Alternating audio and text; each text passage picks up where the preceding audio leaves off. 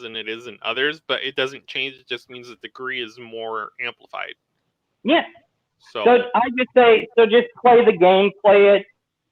Play it. Sometimes you got to play it by their rules, and then at some point, like Nietzsche, you just got to play it for yourself. Gay. Yep.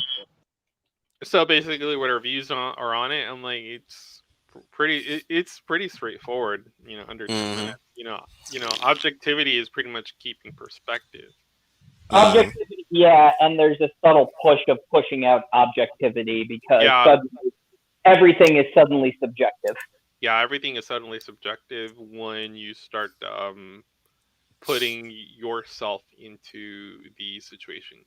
Or it's no longer about what the masses say; it's about what you say and how the masses need to conform to you. Yeah. Which I'm all fine with if it just didn't mean, oh no. Your subjective view doesn't matter. It's this person's subjective view that matters because they have all the degrees and all this kind of stuff. I just wish they stopped changing the fucking rules every fucking 2 weeks. Well, no, that's how it works. That's what I'm gonna do. I love that line. Well, I always like that too because it stays, especially in anime, which I love. You can cleverly craft a villain where you can craft a villain where you can be on board with them and yet get off at any given moment. Mm-hmm. Like for the case of Light Yagami, because I love Death Note so much, you can see that his motives were identifiable, but ultimately it became his excuse, which I love. He thought, I am ridding the world of darkness to I am the bringer of justice. And that was the thing that I found interesting about his character. And what I love about introducing L, you see him as, all right, he's going to stop Kira, but then you start learning some slightly evil bits about L. He's not doing this because he's making the world a better place. He likes the challenge. Mm-hmm. Especially when those are people who are on his on his trail now. Now it's become a hunt for. Now it's been now the hunt has begun for him. Live down in the basement with good Wi-Fi, we have the schooner of the tuna, Scooner Tuna. Coming at you live from a secret government facility buried deep underground with extra Wi-Fi. This is Scooner Tuna, and I want my fish people representation. U.S. Space Wolf Squadron. This is your Wolf Commander Wolf 10. I'm your werewolf. Back again with the same topic from last Thursday. We were talking about is representation versus identity validation, i.e., are you asking for representation or do we want to just make you feel good every day by looking at the TV all damn day? Excuse me, everybody. Let me introduce the panel, my wingmen right now. We have, as always, being gentlemen, we have the lovely Lady of Valor, Leia plus size. Hello, everybody. This is your lovely Lady of Valor, Leia plus size, and I hope you are all having a great day. By the way, before I even actually, you know what? I'll do that later. Let me continue introducing people. We also have the man, the myth, the number, and the unique FN, Trooper FN 2525. Hey, you mean I can't watch the monitor all day and, project myself into the screen? Well, that's no fun. Hey, guys, what's up? Me. With a CNN article. I can't help myself. I mean, I was going to ask you, all the generic questions, like, what is a furry? Like, when did you figure out you were a furry? And when you figured out you were a furry, did you rub the fur? Wow. Well, the day I grew a tail. Hey, can I say something? Hang on. It says, according to... Oh, right. Go ahead, Brian. Sorry. Okay. According to fandom historian Fred Pattern, the concept of furry originated as science... Actually, no, I don't think that's real.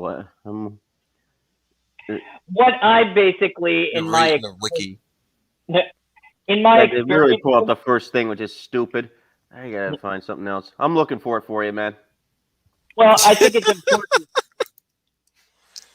Well, that's the thing. Okay, so here's the thing. A lot of I'm looking at the chat here. Dr. Y.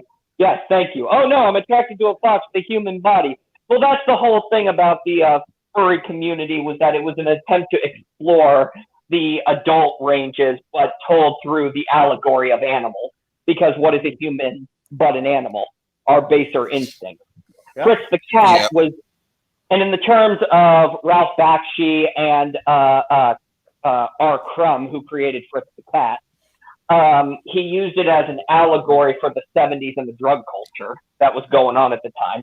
And what was Fritz the cat but a fast, straight-laced, quote-unquote, tomcat who would go around doing drugs. You know what I mean? He's trying to define the culture of the time, the generation, It's not so much also. And at the time, yes, it was used as an allegory for degeneracy and how we were basically reverting back to our baser instincts.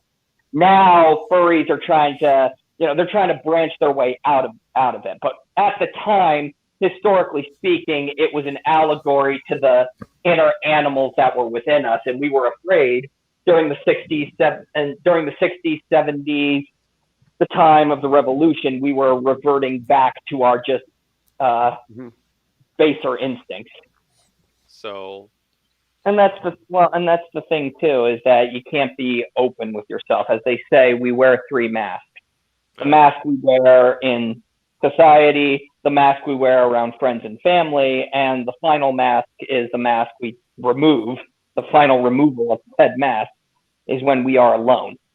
Who we truly are is alone. And unfortunately, a lot of people are getting, this generation is getting, well, I'd say it was a building block of generations, are getting frustrated because now we go on the internet, and since we're free to be anonymous and stuff like that, we see other people with very similar stories to our own, and all we do is now have these echo chambers where we're all just more so bitching about our lives rather than trying to have a solution. And that's exactly what's happened with YouTube. I mean, a few people have managed to monetize on it, and parenting, but they don't treat it like that. They treat it as an achievement.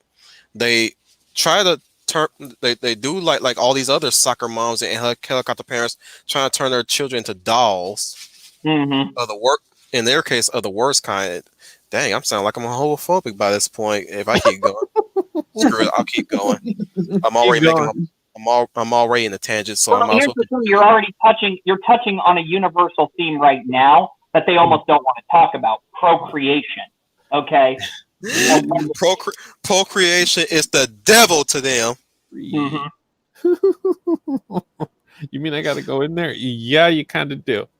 Yep, that's how we consummate. That's how it works. That's how babies work. Did none of your parents give you the talk? No. Well, Scooter, you're an alien. I'm pretty sure your culture is a little bit different here, or at least you're a fish dude. Ain't you the guys that fertilize your babies and leave your babies in a cave, and then you come back several months later to rear them? Well, apparently that was how it was supposed to work, but because I was grown in a lab in a government facility, they tried. I gotta say, a lot of wires got crossed, and a lot of people didn't get the proper genetic structure correctly. So I'm basically. I'm built like a man, and I'm all man. Believe me when I tell you that. But you're more man than these nutsos. But that's how it's supposed to work. Now, for me, I don't know. I keep making requests for conjugal visits, but they keep saying no. I want to do a sort of prequel to a certain story like this, like in the case of Maleficent, a prequel to Sleeping Beauty. How in the hell Philip is going to show up? That's not even no. Maleficent is a prequel / reimagining of Sleeping Beauty. Thank you. Because Sleeping Beauty is running it's literally a retelling of Sleeping Beauty from Maleficent's point of view. This is basically this is how I would Wicked. You got the Wicked treatment. Basically, I would say that this is Sleeping Beauty if Maleficent was telling the story. Yeah, Yep. that's basically that is I remember basically. kind of like how Well, we. it's the thing. Yeah, for any nerd in any convention in any setting, you can be free to just express and not have anybody judge. Pretty much. Yep. But at the same time, that Right. also comes with a responsibility. And the problem is that sometimes people do, and there are people out there who have degenerately, and I do believe wrongly so, this community have Yep. dragged it down. Because if you look at the mythology around the world and they say that furries are a new thing, they're really not. I mean, one of the most No, they're famous, not. most famous, it can be argued that one of the most famous furries was Sun Wukong. One of Yep. the most, the Monkey King. Yep. And he is Journey to the West. yeah, and he is a very celebrated and iconic mythological figure. Got him a spot in Warriors Orochi, don't forget. Yeah. I mean, he's still popping up to this day. Or even other creatures like, I don't think she's really counting as a furry because she's a reptile, Medusa. Oh, yeah. These Skelly. are, I mean, yeah. Yeah, that's not furry. No, but I'm just saying that it gets a bum rap because of everybody's so focused on the hypersexualization, which should not be the only takeaway. I mean, what's the only takeaway from Fritz the cat was the fact that, oh, cool, it's a cat who's sleeping around with all these other animals. No, people, if that's your only takeaway, you've missed the point. They're the bigger tubers, but I mean, they're literally doing the same thing. Yeah, So- and you got to wonder, is that the real them now, or is that the persona they're putting on? I mean, that's the question. Yeah. I'm sure most of our listeners right now are even asking us, is this really who we are, or is it a persona that we throw on just for the sake of our rant? Thank goodness, and thankful for the fact that we didn't get as big as we did, because fame kills the creative mind. Well, So you guys are Well,